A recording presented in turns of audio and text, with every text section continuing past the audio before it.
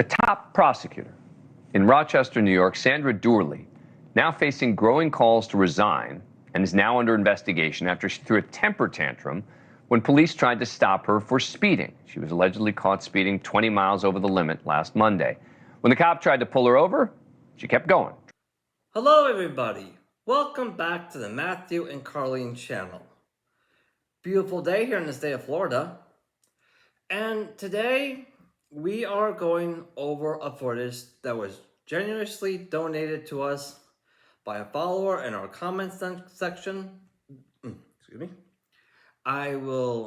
We will not be giving the identity of this supporter without their permission, because we do support our supporters here at the Matthew and Carlene channel. So let's get into it, shall we? Driving home. That's called eluding or fleeing. Followed her home, confronted her, and instead of doing what police and prosecutors tell people to do when they get pulled over, which is be polite and obey orders, she cursed them out. Her outburst caught on police body cam. Didn't stop at all. Did you not hear my lights or sirens or anything? No, I didn't actually. I was on the phone. Okay, well, you're not supposed to be on the phone while you're driving either. Yes, I am with the hands-free, absolutely. Okay. Why are you so upset at me? I'm doing my job. You just admitted to me that you were going 55 and a 35 on Phillips Road. To leave me alone. It's Officer Christofoli. Christofoli. Can you stay over here, ma'am? This is a traffic. This is a legal traffic stop.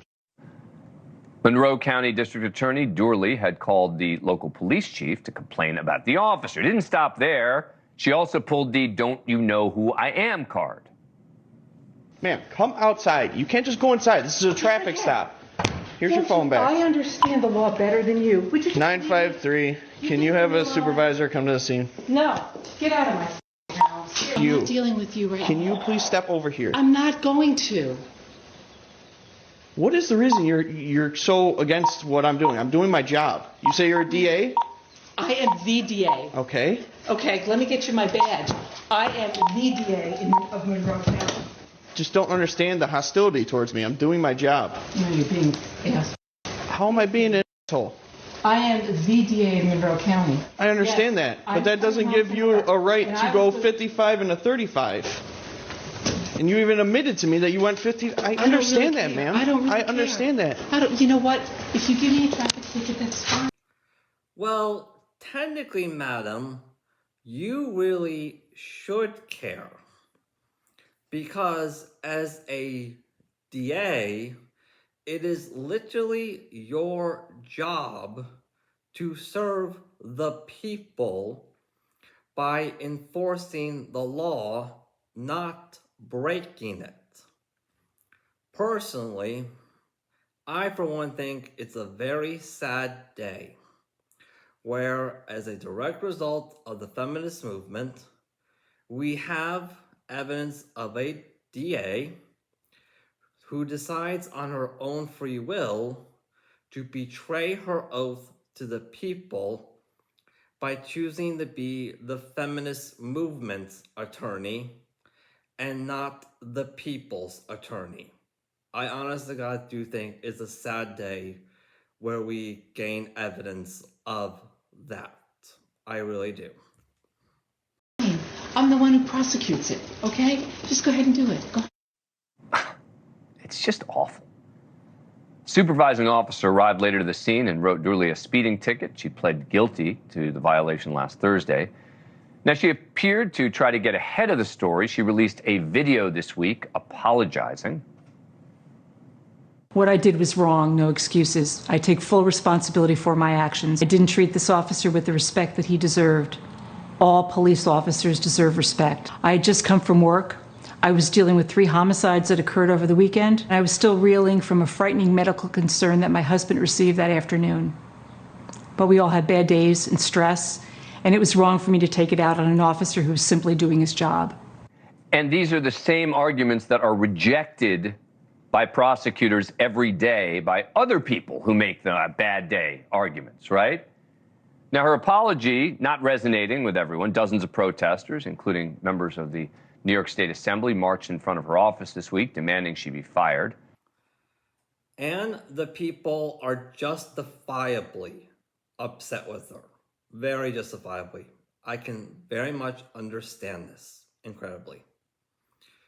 For you see, if this woman really did care about justice, if she honest to God did, she would be willing to step down from her position on her own free will now that every single defense attorney on the entire planet has access to recorded evidence that her ability to enforce the law has been compromised. However, since she is a die-hard feminist, and therefore absolutely under no circumstances can she willingly lose control of something to a man, like the officer who is giving her that speeding ticket, regardless of the consequences, literally regardless of them, there could be so many people in her state that she is representing that will be actually denied justice. Because let's face it, any defense attorney will be more than willing to utilize that against her in every single case she is representing. Quite literally, they would. That's literally what a defense attorney actually does. Also, just last night, Monroe County's Office of Public Integrity and the county's Board of Ethics announced that Doorly is now under investigation. Now, earlier I spoke to Judge Richard Dollinger. He's a retired judge from Monroe County, this county. He's also on the Advisory Committee on Judicial Ethics. I asked him what happens next and if Doorly will survive this. Well, I think what happens now is the governor has referred this to the Prosecutorial Investigation Commission, which is a new device that was set up, I believe, 3 or 4 years ago to look into prosecutorial misconduct. And she has also appointed a neighboring district attorney from Onondaga County, Syracuse, the Syracuse area, to be the leader of this investigation. And I don't know quite where it's going to go, but my guess is just knowing how the state of New York works, that we're probably 6 months, 8 months away from any kind of determination, when it appears, Dan, that obviously most of the facts here are undisputed. I mean, we got body camera that shows how she reacted. But there's one thing I just want to add.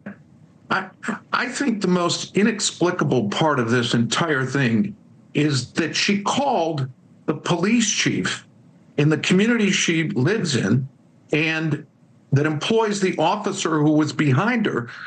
She called him while she was driving, and we haven't heard from the chief of police as to what she said. But who calls the chief of police while they're being chased by a police officer? And at a later point, and in the video that you pointed out, she says, just leave me alone. I think it'd be fascinating to hear what she said to the police chief. Real quick, I've been very surprised that some of the Republicans in the county are now coming to her defense. Are you surprised by that? I'm astounded. This is an instance in which she abused a police officer in her own home, where she abused her office by calling and asking for special treatment. And I think it just completely erodes the public's confidence in our criminal justice system, Dan. Conduct like this ripples through the rest of our community, and it's very dangerous to have a lack of respect. Tell you, as someone who is pro-police on this show regularly, to me, it's not about the politics. It's not about the right, the left. It's about a police officer being mistreated. And I think that. Now, I, for one, kind of agree with this news anchor. We at the Matthew and Carlene channel do something very similar. We don't really take sides here. What we do is we ask what is right. That is how we were able to factually determine that this feminist movement that everybody keeps talking about, it may have once been about gender equality, like a long, long time ago.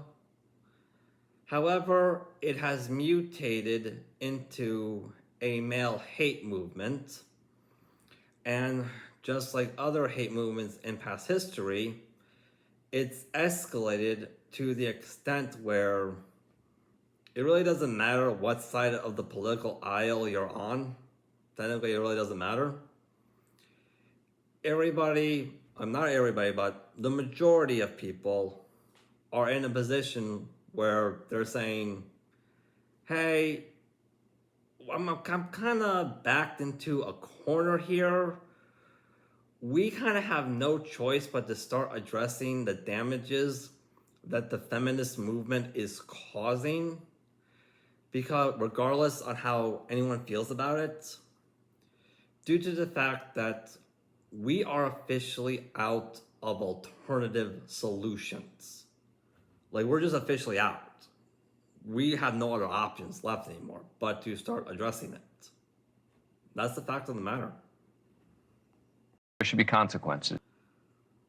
All right, everybody, that is all we have time for today.